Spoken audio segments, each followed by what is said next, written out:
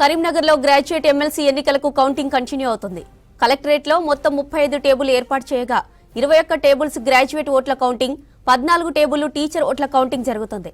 ఒక్కో టేబుల్ దగ్గర ఒక మైక్రో అబ్జర్వర్, ఒక సూపర్వైజర్, 2 లెక్కింపు అసిస్టెంట్లున్నారు. 3 షిఫ్టుల్లో సిబ్బంది కౌంటింగ్లో పాల్గొంటున్నారు. ఎన్నికల కౌంటింగ్లో 800 మంది సిబ్బంది పాల్గొంటున్నారు. వీరిలో 20% రిజర్వ్ సిబ్బందిని నియమించారు. ఇక పటిష్టమైన భద్రత, సీసీ కెమెరాల నిఘా మధ్య కౌంటింగ్ జరుగుతోంది. 12 రౌండ్లలో పట్టభద్రుల ఓట్ల లెక్కింపు ఫలితాలు రానున్నాయి. ఇక 2వ రౌండ్లలో టీచర్ ఎమ్మెల్సీ కౌంటింగ్ పూర్తవుతుంది.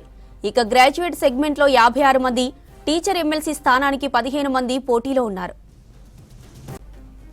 గ్రాడ్యుయేట్ ఎమ్మెల్సీ ఎన్నికల్లో కాంగ్రెస్ తరపున ఆల్ ఫోర్స్ విద్యా సంస్థల అధినేత నరేందర్ రెడ్డి, బీఎస్పీ తరపున మాజీ అసిస్టెంట్ ప్రొఫెసర్ ప్రసన్న హరికృష్ణ, ఇక బీజేపీ నుంచి అంజిరెడ్డి పోటీలో ఉన్నారు. టీచర్స్ ఎమ్మెల్సీ స్థానానికి 15 మంది అభ్యర్థులు పోటీ చేశారు. బీజేపీ నుంచి మల్క కొమరయ్య, పీఆర్టీయూ అభ్యర్థిగా వంగ మహేందర్ రెడ్డి, యూటీఎఫ్ అభ్యర్థిగా Y Ashok Kumar, sitting MLC Kura Raghotham Reddy బరిలో ఉన్నారు. ఎవరికి వారు గెలుపుపై ధీమా వ్యక్తం చేస్తున్నారు. పట్టభద్రుల ఎమ్మెల్సీగా గెలవాలంటే 1,25,165 ఓట్లు రావాలి. ఆ స్థాయిలో మొదటి ప్రాధాన్యత ఓట్లు ఎవరికి వచ్చే అవకాశాలు కనిపించడం లేదు. దీంతో 2వ ప్రాధాన్యత ఓటు కీలకంగా మారనుంది. ఇక కరీంనగర్లో 2 ఎమ్మెల్సీ ఎన్నికల కౌంటింగ్ పై మరిన్ని డీటెయిల్స్ మనకు లైవ్ లో అందించడానికి వెంకటేష్ జాయిన్ అవుతున్నారు. Venkatesh, good morning. ఎన్నికల కౌంటింగ్ ఎలా కొనసాగుతుంది?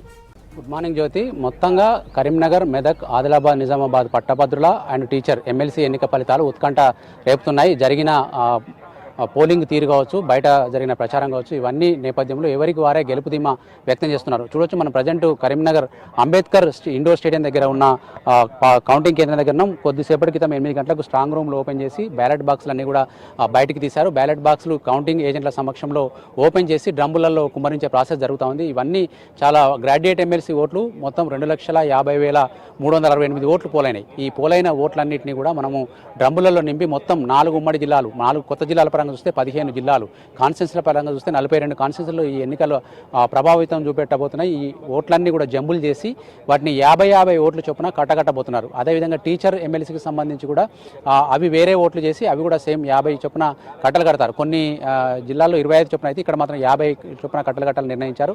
అట్లా 1000 ఓట్లను ఒక్కొక్క టేబుల్ మీదకి పంచబోతారు. మొత్తం కౌంట్ ఇదంతా కట్టలు కట్టే ప్రాసెస్ అయిపోయిన తర్వాత 1000 ఓట్ల చొప్పున టేబుల్ మీదకి వస్తాయంటే 21 టేబుల్స్ గ్రాడ్యుయేట్ ఎమ్మెల్సీ కోసం ఉన్నాయి. అట్లా ప్రతి రౌండ్లో 21,000 ఓట్లను లెక్కించబోతా ఉన్నారు. అట్లా 12 రౌండ్లలో కౌంటింగ్ పూర్తి కాబోతుంది. ఈ ప్రాసెస్ జరుగుతుండగానే మధ్యలో చెల్లని ఓట్లను కూడా తీసి పక్కన పెట్టేస్తారు. చెల్లని ఓట్ల గురించి గతంలో ఎంత ప్రచారం చేసినా కూడా ప్రతిసారి చెల్లని ఓట్ల సంఖ్య పెద్ద ఎత్తున ఉంటుంది. ఈ 2,50,368 ఓట్లలో దాదాపు 5 to 8% చెల్లని ఓట్లు ఉంటాయని చెప్పి అధికారులు అంచనా వేస్తున్నారు. చెల్లని ఓట్లు తీసేసిన తర్వాత మిగిలిన ఓట్లు ఏవైతే ఉన్నాయో వాటిలో సగం కంటే ఒక ఓటు ఎక్కువను విన్నింగ్ కోటాగా నిర్ణయిస్తారు. ఆ విన్నింగ్ కోటా అనేది తేలాలంటే ఈ చెల్లని ఓట్ల కౌంటింగ్ ముందు తేలాల్సి ఉంటుంది. ఆ లెక్కన దాదాపు 1,25,000 పైచీలకు ఓట్లు వస్తే తప్ప మనకు, అంటే చెల్లని ఓట్లు దాదాపు ఒక 10-15 వేలు ఓట్లు తీసేసుకున్నా కూడా 1,20,000 పైచీలకు ఓట్లు వస్తే తప్ప అభ్యర్థి గెలిచే అవకాశం లేదు. ఇప్పుడు జరిగిన ఎన్నికల తీరును కనుక చూస్తే కాంగ్రెస్ అభ్యర్థి నరేందర్ రెడ్డి కావచ్చు, తర్వాత బీఎస్పీ అభ్యర్థి ప్రసన్న హరికృష్ణ కావచ్చు, తర్వాత బీజేపీ అభ్యర్థి అంజిరెడ్డి కావచ్చు, ఈ ముగ్గురు మధ్య ఓట్ షేరింగ్ పెద్ద ఎత్తున జరిగిందని తెలుస్తుంది. ఒక్కొక్క జిల్లాలో ఒక్కొక్క పేరు గట్టిగా వినిపిస్తుంది. అటు సంగారెడ్డి జిల్లాలో కనుక చూస్తే అంజిరెడ్డి సొంత జిల్లా కాబట్టి అక్కడ అంజిరెడ్డికి ఓట్లు పడ్డాయని కొంత ప్రచారం జరిగింది. ఇటు ప్రసన్న హరికృష్ణ కరీంనగర్ ఉమ్మడి జిల్లాకు సంబంధించిన వ్యక్తి, అదేవిధంగా సిద్దిపేట గజ్వేల్ ప్రాంతంలో లెక్చరర్గా పనిచేశాడు. తర్వాత ఆయన బీసీ నినాదంతో ముందుకెళ్లారు కాబట్టి ఆయనకు కూడా పెద్ద ఎత్తున ఓట్లు పడ్డాయన్న ప్రచారం ఒకవైపు ఉంది. ఇక కాంగ్రెస్ పార్టీ అభ్యర్థి నరేందర్ రెడ్డి విద్యా సంస్థల చైర్మన్గా ఉన్నారు. దాదాపు ఆయన దగ్గర వేలాది మంది స్టూడెంట్లు కావచ్చు, టీచర్లు కావచ్చు ఆయన దగ్గర పనిచేశారు. వాళ్ళంతా ఓట్లు తనకే పడతాయి అనే ఆశతో ఆయన ఉన్నారు. అదేవిధంగా కాంగ్రెస్ పార్టీ శ్రేణులు కూడా పెద్ద ఎత్తున ప్రచారం చేశారు. ముఖ్యమంత్రి రేవంత్ రెడ్డి కూడా దాదాపు 3 సభల్లో పాల్గొని ఆయన తరఫున ప్రచారం చేశారు. ఇవన్నిటి నేపథ్యంలో ఎవరికి వారే కొంత గెలుపు ధీమా అయితే వ్యక్తం చేస్తూ ఉన్నారు. ఎవరు గెలుస్తారు, ఎవరు ఓడతారు అనేది బయట కూడా జనాలలో కొంత చర్చ జరుగుతుంది. ఎమ్మెల్సీ ఎన్నికల కౌంటింగ్ ఎట్లా ఉండబోతుంది, ముఖ్యంగా ఈ 4 జిల్లాలు అంటే ఉత్తర తెలంగాణ మొత్తాన్ని రిప్రజెంట్ చేసే జిల్లాలు ఇవన్నీ కూడా 42 కాన్స్టిట్యున్సీలు ఉన్నాయి.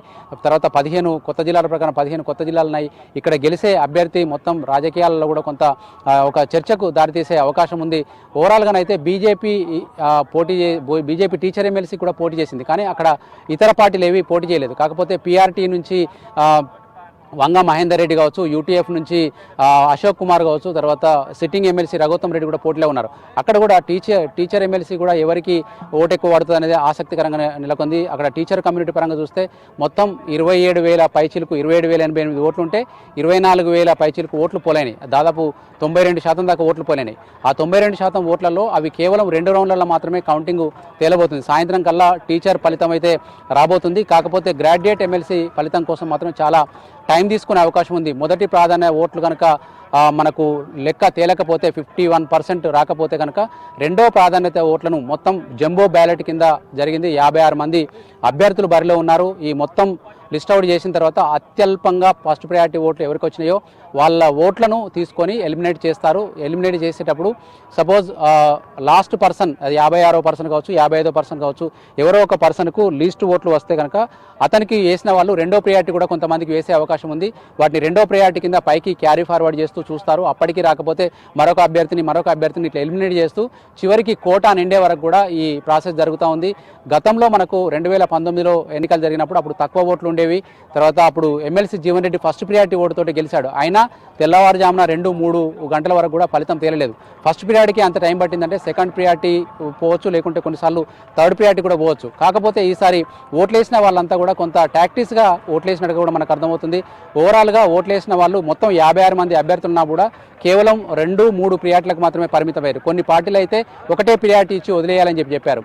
అట్లా గనక జరిగితే కనుక ఈ ఓట్లు కింది స్థాయి నుంచి పైకి క్యారీవర్డ్ చేసినప్పుడు చాలా స్వల్ప సంఖ్యలో మాత్రమే క్యారీ ఫార్వర్డ్ అయ్యే అవకాశం ఉంది. ఇట్లా మొత్తం ప్రాసెస్ అంతా కూడా జరగడానికి చాలా టైం పెట్టే అవకాశం అయితే కనిపిస్తుంది జ్యోతి.